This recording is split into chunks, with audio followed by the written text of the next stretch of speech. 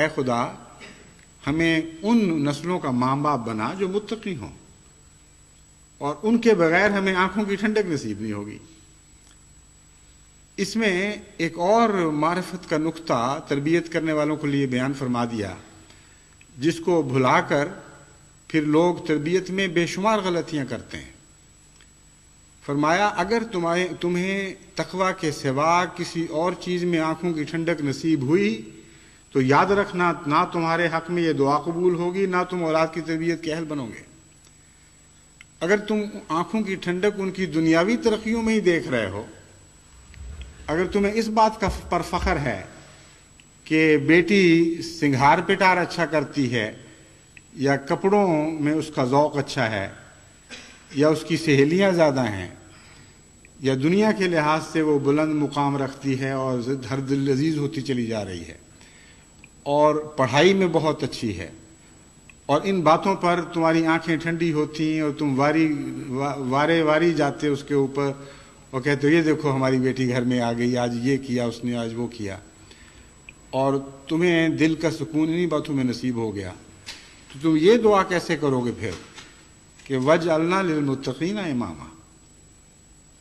کیونکہ مانگی گئی ہے آنکھوں کی ٹھنڈک، اور آنکھوں کی ٹھنڈک کا تقویٰ سے تعلق باندھ دیا گیا، تو فرمایا کہ خالی منہ سے دعائیں کرنا کوئی حقیقت نہیں رکھتا جب تک اس مضمون پر تم عمل کرنے والے نہ ہو، یہ مضمون تمہاری زندگیوں کا حصہ نہ بن چکا ہو۔ بس اگر واقعی اولاد کی نیکی دیکھ کر آنکھیں ٹھنڈی ہوتی ہوں، اگر اولاد کی نیکی دیکھ کر ان کی راہوں میں آنکھیں بچھنے لگ جائیں، اور انسان کا دل خوشی سے بلیوں اچھلنے لگے اور خوشی کے ساتھ سجدہ ریز بھی ہو جائے، کیونکہ روحانی دنیا میں یہ کیفیت اکٹھی پائی جاتی ہے،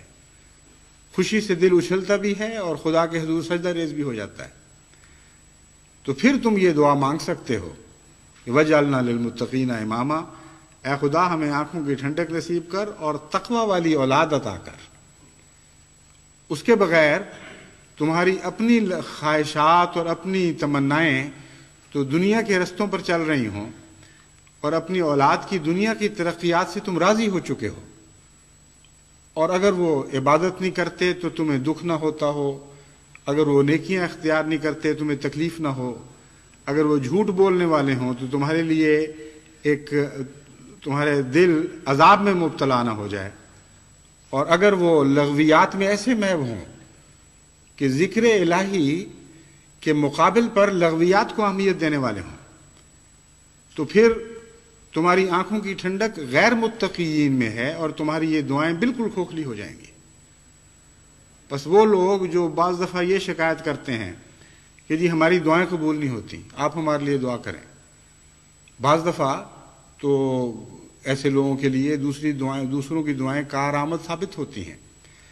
مگر ایسے مضمون میں جو میں بیان کر رہا ہوں غیر کی دعا کام نہیں آ سکتی، کیونکہ انسان کے اپنے اعمال اور اپنی نیتوں کے رخ ان دعاؤں کے خلاف عمل کرنے والے ہوتے ہیں، ان کو جھٹلانے والے ہوتے ہیں۔ دعائیں اور سمت میں ان کو لے جانے کی کوشش کرتی ہیں، اور وہ دعاؤں کے مخالف سمت میں زور لگا کر آگے بڑھ رہے ہوتے ہیں۔ ان کا یہ دعا کرنا کہ یہ دعائیں ہمیں اڑاتے ہوئے ان سمتوں میں لے جائیں جن میں جو تیری طرف لے جانے والے رخ ہیں، یہ کیسی بے معنی اور لغو بات ہوگی، حقیقت میں دعا سے مذاق کرنے والی بات ہوگی۔ بس خدا تعالیٰ نے ان آیات میں جو بے شمار حکمت کے خزانے مدفون فرمائے ہیں، ان کو آپ ٹٹولیں تو آپ کو نئے نئے عرفان کے موتی ملتے چلے جائیں گے، اور ان کا تربیت اولاد کے ساتھ اور تربیت قوم کے ساتھ بہت گہرا تعلق ہے۔ بس اپنی اولاد میں نیکی دیکھ کر خوش ہوا کریں، اور دنیا کی ترقیات کو سرسری نظر سے دیکھا کریں، ہو جائیں تو ٹھیک ہے، نہ ہو تو غم کی بات نہیں، لیکن اگر نیکی نہ ہو تو غم میں گھل جانا اور ایسی تکلیف محسوس کرنا کہ اولاد دیکھ لے کہ ہمارے ماں باپ ناخوش ہو گئے ہیں اور تکلیف میں مبتلا ہو گئے ہیں، یہ وہ جذبہ ہے جو حقیقت میں آپ کی دعاؤں کو طاقت دے گا. وہ عمل صالح جس کے متعلق فرمایا ہے کہ کلمہ طیبہ کو رفع عطا کرتا ہے، جس سے کلمہ بلند ہوتا ہے، وہ یہی مضمون ہے جو بیان کیا گیا ہے کہ ہر دعا کے ساتھ اس سے تعلق رکھنے والا اس کا ایک جوڑا نیک عمل ہوا کرتا ہے. یہ ضروری نہیں ہوتا کہ چند نیک اعمال ہوں تو سب دعائیں مقبول ہوں، یا کسی دعا کی قبولیت کے لیے ضروری ہے کہ تمام تر نیک اعمال ہوں. یہاں مضمون جوڑوں کا بیان ہو رہا ہے، اور جیسا کہ میاں بیوی کے اچھے جوڑے جس سے ایک دوسرے کے مزاج سے موافقت رکھتے ہوں دنیا میں پائے جائیں یا پائے جاتے ہیں، تو ساتھ ہی وہاں سکینت بھی ملتی ہے. اسی طرح دعاؤں اور اعمال کے بعض جوڑے ہیں، جہاں یہ جوڑے پائے جائیں گے وہاں قبولیت دعا کا مضمون ضرور موجود ہوگا. بس جس قسم کی آپ دعا مانگتے ہیں، اگر آپ کا عمل اس دعا کی سے مطابقت رکھنے والا عمل صالح ہے تو یقین رکھیں کہ ایسی دعا ضرور رفع پائے گی، کیونکہ قرآن کریم نے اس کے متعلق یہی گواہی دی ہے، اور ضرور مقبول ہوگی. اس لیے محض رونا اور سجدوں میں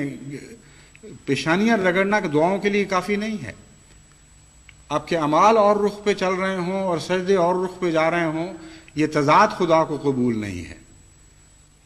بعض دفعہ جن کی خواہشات ان کے نیک اعمال کے مطابق ہوں، ان کو لمبی دعاؤں کی بھی احتیاج نہیں ہوتی، ان کی ایک آہ ہی دعا بن جاتی ہے. اگر ایک ماں باپ ایسے ہیں جو ہر وقت اپنی اولاد میں نیکی تلاش کرتے ہیں اور نیکی نہ نظر آئے تو ان کے دل سے آہ نکلتی ہے، وہی آہ ان کی دعا ہوتی ہے، اور خدا تعالیٰ اس پر محبت اور پیار کی نظر ڈالتا ہے. اور وہ جو دنیا پہ راضی ماں باپ ہیں، وہ بعد میں اپنی اولاد کو جب بے راہ ہوتے دیکھتے ہیں، ان کی لڑکیاں غیروں سے بھاگ رہی ہیں، ان کے لڑکے ہاتھوں سے نکل رہے ہیں، پھر وہ روتے ہیں، پیٹتے ہیں، دعاؤں کے لیے لکھتے ہیں. یہ ساری بے حقیقت باتیں ہیں. جس طرح دنیا کے مضمون میں سائنس کا معنی ہے حقیقت، اور حقیقت کو تصورات تبدیل نہیں کر سکتے، وہی خدا ہے جس نے روحانی دنیا پیدا کی ہے. وہاں بھی ایک سائنس کا مضمون ملتا ہے، اور سائنسی حقائق کے طور پر باتیں پائی جاتی ہیں.